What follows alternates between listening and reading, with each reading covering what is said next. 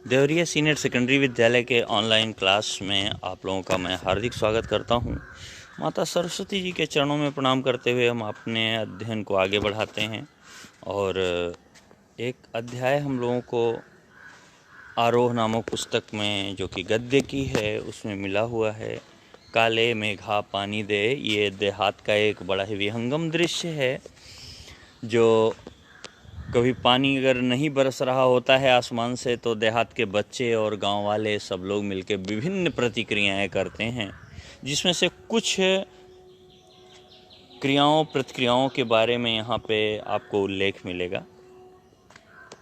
तो हमारे धर्मवीर भारती जी, file photo इनका आपके सामने है। धर्मवीर भारती जी ने इस बात को लिखा और हम धर्मवीर भारती जी के बारे में परिचय आपका करवाना चाहते हैं। धर्मवीर भारती जन्म सन 1926 इलाहाबाद में, जो कि उत्तर प्रदेश में है। प्रमुख रचनाएं कनुप्रिया, 7 गीत वर्ष, ठंडा लोहा कविता संग्रह है, बंद गली का आखिरी मकान कहानी संग्रह, सूरज का 7वां घोड़ा, गुनाहों का देवता ये जो कि उपन्यास है, अंधा युग जो कि गीति नाट्य है, नाटक में गाया जाने वाला गीत है, पश्यंती कहानी अनकहानी मतलब कही हुई बातें और कुछ अनकही बातें, मानव मूल्य और साहित्य, ठेले पर हिमालय, ये सब निबंध संग्रह है। ठेले पर हिमालय बड़ी रोचक रचना है। यूपी बोर्ड में इसका अपना एक विशेष महत्व है। यूपी बोर्ड ने इस अध्याय को लिया हुआ है। पद्मश्री सम्मान इनको मिला, व्यास सम्मान मिला और साहित्य के और कई अन्य पुरस्कार भी इनको प्राप्त हुए। धर्मवीर भारती जी जो कि आपके एक बेहतर उत्तम लेखक, निबंधकार, उपन्यासकार, कहानी लेखक के रूप में उभर के सामने आए, जो 1997 ईस्वी में इस दुनिया को छोड़ करके चले गए। हमारे साहित्यिक संसार को इन्होंने सूना कर दिया। इनकी स्वयं की उपस्थिति बहुत ही श्रेष्ठ थी। अपनी सहज प्रवृत्तियों को मारो मत, लेकिन उनके दास भी मत बनो। सहज प्रवृत्तियां जो हैं, जो स्वभाव आपका है, उसको ऐसा न करो कि वह सहज प्रवृत्तियां नष्ट हो जाएं, दब के रह जाएं, खत्म हो जाएं। जरूरी है आपकी अवस्थाएं बदलें, लेकिन बचपना नहीं बदलना चाहिए। आप कहीं नहीं गाते हो लेकिन बाथरूम सिंगर तो आप रहें। आप अकेले में किसी बात पे प्रसन्न होने पे अगर तोतली बोल करके भी परम प्रसन्नता प्राप्त करते हैं तो उसमें भी कोई हर्ज नहीं। लेकिन ऐसा न हो कि उन प्रवृत्तियों के चलते आप बाकी चीज़ों से दूर चले जाएं, केवल उन्हीं प्रवृत्तियों की ही पूर्ति करें। ये गलत, यही ये कहना चाहते हैं। जीवन के सहज प्रवाह में उन्हें आने दो, फलीभूत होने दो। सहज प्रवृत्तियों को जीवन के प्रवाह में आने दो, जीवन में उसका उपयोग कर लो, उनको फलीभूत होने दो। उनसे मिलने वाला आनंद, उनसे मिलने वाली प्रभावशाली विचारधाराएं आप अपने तक आने दीजिए और उनका आनंद आप उठाइए। पर यदि वे निरंकुशता से हावी होने लगें तो उन्हें भस्म कर देने की तेजस्विता और आत्मनियंत्रण भी रखो। लेकिन अगर वो प्रवृत्तियां जो आपके मन में हैं वे निरंकुश होकर के, नियंत्रण के बाहर होकर के अगर आप पे हावी होने लगें, आपके गुण स्वभाव उन्नति को बाधित करने लगें, आपके रास्ते के कांटा बन जाएं वो प्रवृत्तियां, तो उन्हें अपने तेज से, अपने प्रभाव से नियंत्रण भी करो। यह भी आवश्यक है, इसके बगैर भी आप अधूरे रहोगे। गुनाहों का देवता एक उपन्यास जिसके बारे में हम थोड़ा सा जानते हैं। उपन्यास से लोकप्रिय धर्मवीर भारती जी का आज़ादी के बाद के साहित्यकारों में विशिष्ट स्थान है। उनकी कविताएं, कहानियां, उपन्यास, निबंध, गीति, नाट्य और रिपोर्ट आज हिंदी साहित्य की उपलब्धियां हैं। भारती जी के लेखन की एक खासियत यह भी है कि हर उम्र और हर वर्ग के पाठकों के बीच उन्हें अलग अलग रचनाएं लोकप्रिय हैं। कुछ लोग किसी और रचना को बहुत मान देते हैं, कुछ लोग किसी और को। वे मूल रूप से व्यक्ति स्वातंत्र्य, मानवीय संकट एवं रोमानी चेतना के रचनाकार हैं।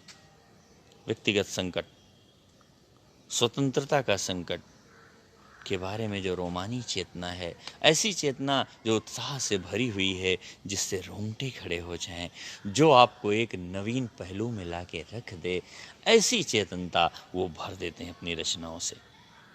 स्वतंत्रता ही सर्वोपरि है, ये इन्होंने सिखाया।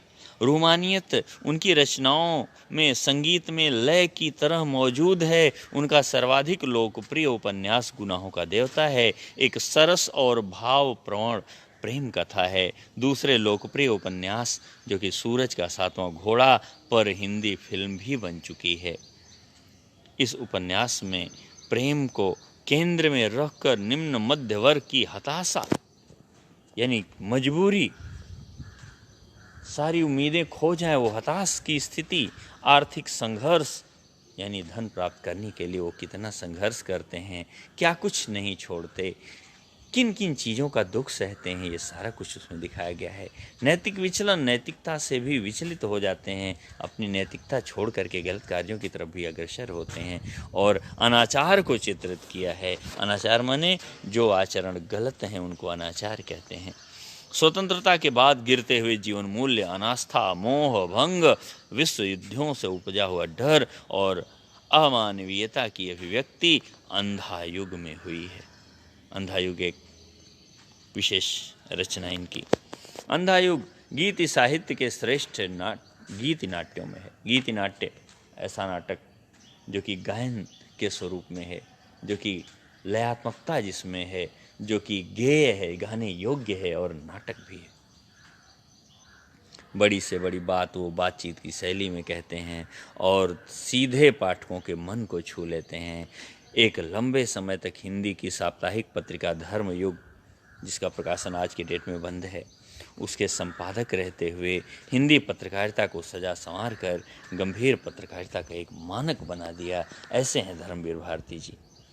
यहाँ प्रस्तुत संस्मरण काले मेघा पानी दे, जो आपको पढ़ना है 12th वालों को, इसमें लोक प्रचलित विश्वास और विज्ञान के द्वंद्व, लोक प्रचलित जो विश्वास है और विज्ञान के बीच की जो सीमा रेखा है, बीच की जो दूरियां हैं, बीच का जो द्वैध है, बीच का जो द्वंद्व है, उसका बड़ा सुंदर चित्रण हुआ है कि आज के वैज्ञानिक युग में क्या हम उन्हें माने, अगर माने तो क्यों माने, क्या न माने तो फिर जो हमारे पुराने लोग हैं उनसे हम कितने दूर चले जाएंगे।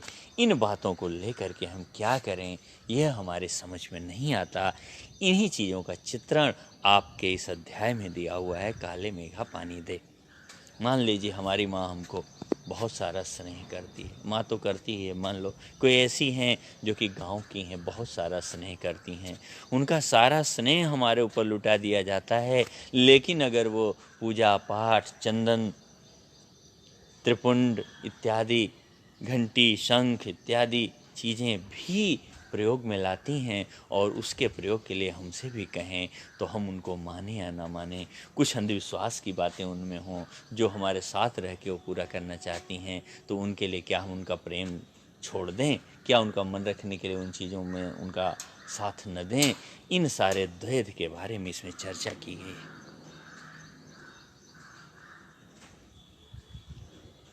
लेखक ने अपने किशोर जीवन के इस संस्मरण में दिखलाया है कि अनावृष्टि दूर करने के लिए गांव के बच्चों, अनावृष्टि माने सूखा, अनावृष्टि दूर करने के लिए गांव के बच्चों की इंद्र सेना, जिसको इंद्र सेना नाम दे दिया गया, द्वार द्वार पानी मांगती है।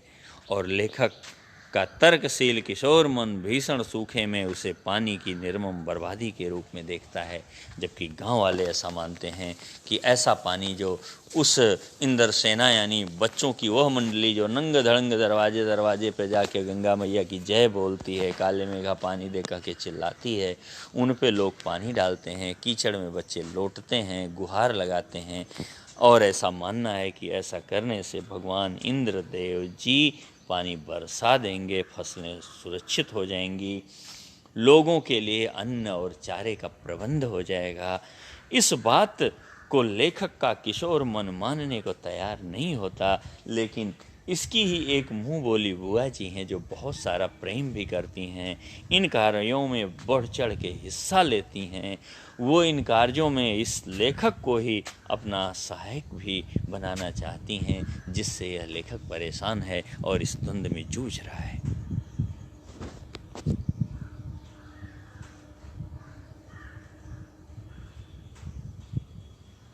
इसमें कौन कितना सार्थक है, यह प्रश्न पढ़े लिखे समाज को उद्वेलित करता है, यानी चिंतित कर देता है, परेशान कर देता है। इसी दुविधा को लेकर लेखक ने पानी के संदर्भ में प्रसंग रचा। आषाढ़ का पहला पखवाड़ा बीत जाने के बाद भी खेती और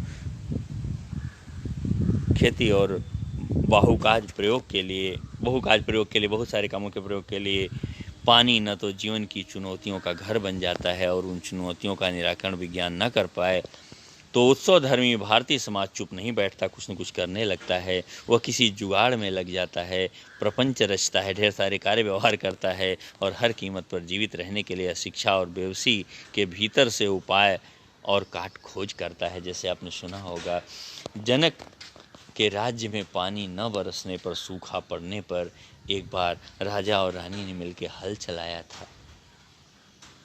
एक और बार एक ऋषि जो कि जन्मतः परम तपस्वी थे, स्त्री और पुरुष का भेद तक उनको नहीं ज्ञात था, लेकिन तपस्वी थे।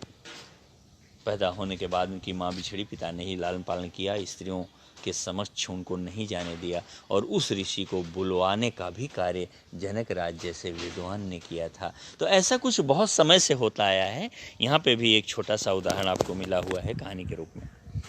लेखक ने अपने किशोर जीवन के इस संस्मरण में दिखलाया कि अनावृष्टि दूर करने के लिए गांव के बच्चों की इंदर सेना द्वार द्वार पानी मांगती चलती है और लेखक का तर्कशील किशोर मन भीषण सूखे में उसे पानी की निर्मम बर्बादी के रूप में देखता है। लेखक ने अपने किशोर जीवन के इस संस्मरण में दिखलाया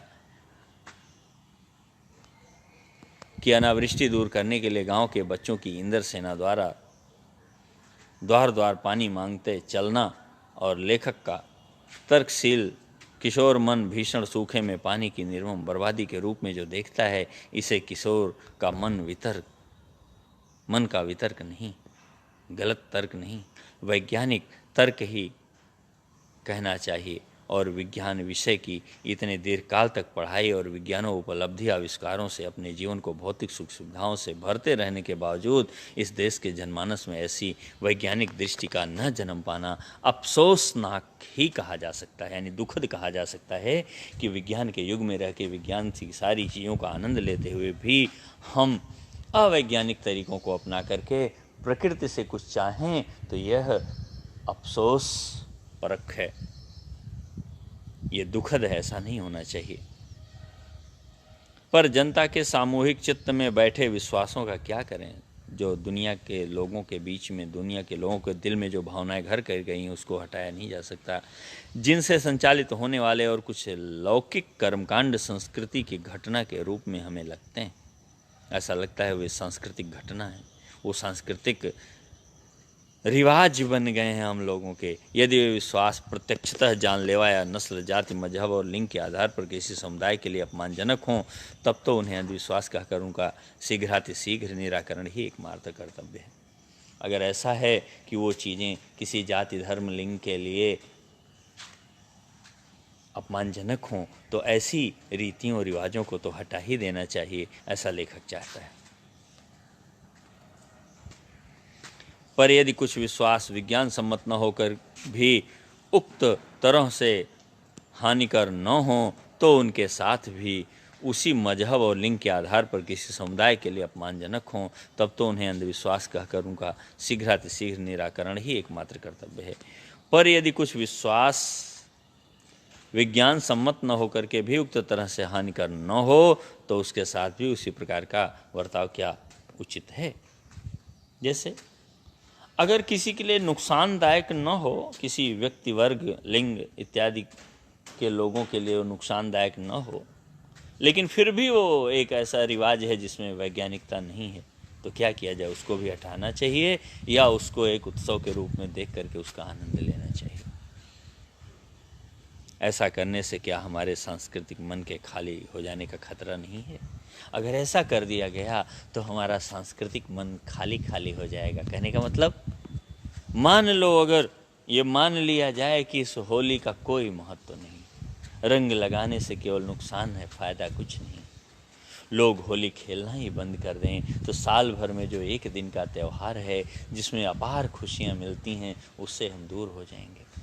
काले मेघा पानी दे अध्याय में जिन बच्चों का जमीन पे लोटना लिखा है, लोट पोट करना लिखा है, कीचड़ में लपेटना स्वयं को लिखा है, अगर यह दृश्य समाप्त कर दिया जाए, सूखा इत्यादि पढ़ने पे वो बच्चे ऐसी लोट पोट न लगाएं, वे बच्चे घरों से मांग करके आटा चावल दाल ला करके बाहर बना करके इस उत्सव को नहीं मनाएं, तो बच्चों का वह बाल मन जो स्वच्छंद हो करके, निर्द्वंद हो करके और परमानंदानुभूति करता है, जो लोक रंजन करता है, जो स्वयं का मनोरंजन करता है, इन सारी प्रवृत्तियों के बंद हो जाने पर उनका मन खाली हो जाएगा और एक बहुत बड़ा मनोरंजन का उनका साधन जो है वो नष्ट सा हो जाएगा। इसलिए अति आवश्यक है इन चीज़ों को भी धारण किया जाए, इन चीज़ों के लिए भी सहयोग दिया जाए जिनसे हमें खतरा नहीं है। ऐसे रिवाजों को, ऐसी रीतियों को हमें धारण किए रहना चाहिए, ऐसा विचार होना चाहिए। क्योंकि सारी चीज़ों को अगर हम मिटा देंगे, नष्ट कर देंगे, तो हमारा जीवन खाली हो जाएगा। हम सांस्कृतिक चीज़ों से नहीं जुड़ सकेंगे और उससे मिलने वाले आनंद से वंचित रह जाएंगे। क्योंकि हम आनंद प्राप्ति हेतु खुशी के लिए बहुत कुछ करते हैं, तो हम अपने रिवाजों को छोड़ करके खुशियों से दूर क्यों हों, इसका ध्यान देना चाहिए। इसी का निर्धारण इस पूरे अध्याय में किया गया।